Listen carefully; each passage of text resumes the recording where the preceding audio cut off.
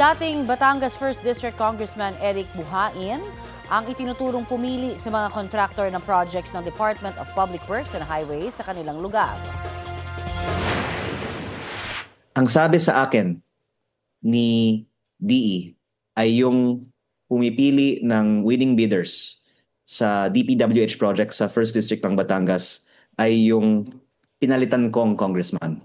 Ang sinabi sa akin ni DE ay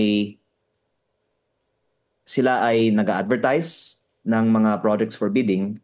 May mga contractors na bumibili ng mga documents, nag-uusap-usap daw sila para yung isa na na-identify ay manalo.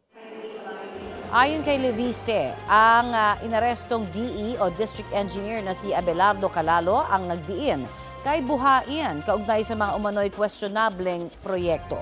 Pinuntahan ng GMA Integrated News ang bahay ni Buhain pero wala roon ang dating kongresista ayon sa aming nakausap. Patuloy namang iniimbestigahan ni Leviste ang flood control project sa kanyang distrito kabilang ang mga dike sa Pansipit River. Mayroon ng malalaking bitak ang dike na sakop ng Lemery nang puntahan ng GMA Integrated News. Putol na rin ang mga bakal na sumusuporta rito. Ang dike naman sa kabilang panig ng ilog na sakop ng bayan ng Taal, pinasok na ng tubig dahil sa malaking sira nito. Ayon sa isang residente, dati nang sira ang mga dike at lumala pa nang humagupit ang mga nagdaang bagyo.